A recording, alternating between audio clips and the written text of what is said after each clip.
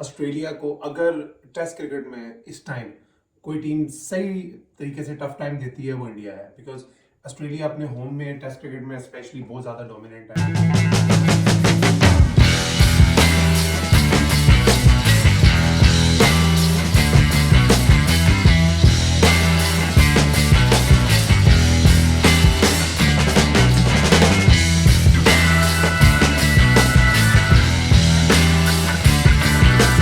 अस्सलाम वालेकुम जी, welcome to my YouTube channel.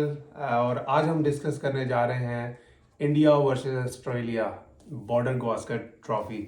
ये वो सीरीज़ है जिसका पूरी दुनिया में क्रिकेट फैंस को बहुत ज़्यादा इंतज़ार होता है। बिकॉज ऑस्ट्रेलिया को अगर टेस्ट क्रिकेट में इस टाइम कोई टीम सही तरीके से टफ टाइम देती है वो इंडिया है। बिकॉज ऑस्ट्रेलिया अपने होम में टेस्ट क्रिकेट में स्पेशली बहुत ज़्यादा डोमिनेंट है। और जो भी टीम जाती है ऑस्ट्रेलिया में टेस्ट सीरीज़ खेलने, बहुत कम ऑस्ट्रेलिया उनको मौका देती है सीरीज़ जीतने का। तो लेकिन इंडिया ने पिछली दोनों सीरीज़ जो बॉर्डर गावस्कर ट्रॉफी हुई है, दोनों ऑस्ट्रेलिया को हराया है। And obviously India mostly Australia को हराता है। तो last 4 border Gavaskar trophies India ने जीती हैं। लेकिन ऑस्ट्रेलियंस का जो एक चैंपियन माइंडसेट है, ऑस्ट्रेलियंस को कमबैक करना आता है।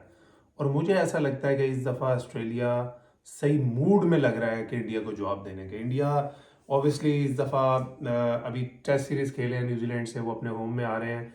12 साल बाद होम में सीरीज़ आ रहे हैं। विराट कोहली और रोहित शर्मा की फॉर्म एक बहुत बड़ा कंसर्न होगी इंडिया के लिए।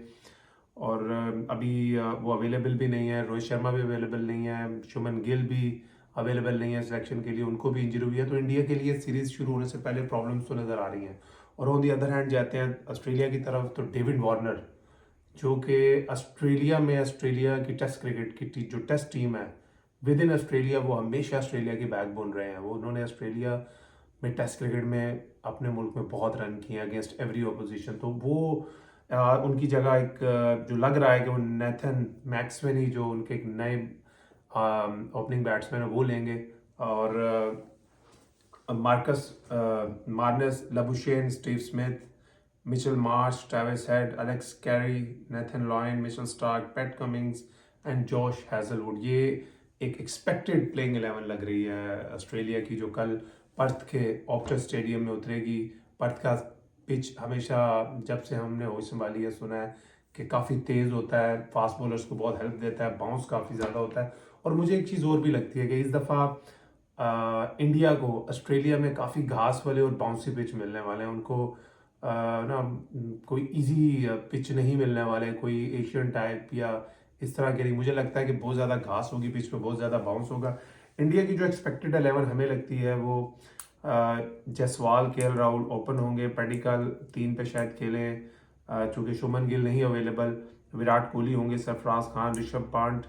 और ये 7 नंबर पे आई थिंक इंडिया को डिसीजन लेना पड़ेगा, क्या वो fast bowling all rounder Nitesh Reddy के साथ जाते हैं या स्पिन ऑलराउंडर रविंद्र जडेजा। मुझे नहीं लगता कि पर्थ स्टेडियम में 2 स्पिनर के साथ इंडिया जाएगा।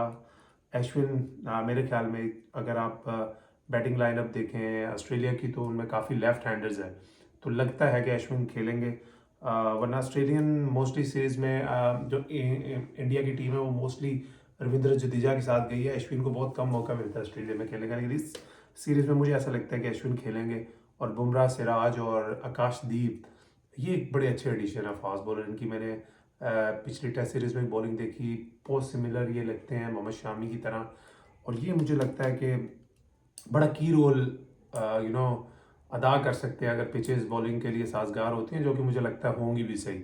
ऑस्ट्रेलिया की बात कर लें तो Mitchell Starc, Pat Cummins, Josh Hazlewood, I mean ये मेरे ख्याल में टेस्ट क्रिकेट में इस वक्त दुनिया में फर्स्ट बेस्ट ट्रायो है फास्ट बॉलर्स का। और Nathan line, one of the best off spinner in the world. Ashwin और नेथन लाइन का ही नाम आता है जब भी। ये I think with in competition, with in 2 teams एक बड़ा कॉम्पिटिशन है अश्विन और नेथन लाइन में भी। लेकिन मुझे पता नहीं क्यों लगता है Nathan line will win this competition in Australia, क्योंकि ऑस्ट्रेलिया में उनको बॉलिंग करने का एक्सपीरियंस बहुत है और हमने देखा अश्विन को कम गेम खेलने को मिलते हैं ऑस्ट्रेलिया में। अब हम डिस्कस कर लेते हैं कि मुझे क्या लगता है कि दोनों टीमों में कौन की प्लेयर हो सकते हैं। ऑस्ट्रेलिया में आई थिंक मुझे जोश हैजलवुड, इस जिस पिच पे मैच है, मुझे जॉश हेजलवुड एक की फैक्टर लगते हैं कि जो ऑस्ट्रेलिया की तरफ से की रोल प्ले कर सकते हैं ऑस्ट्रेलिया की जीत में।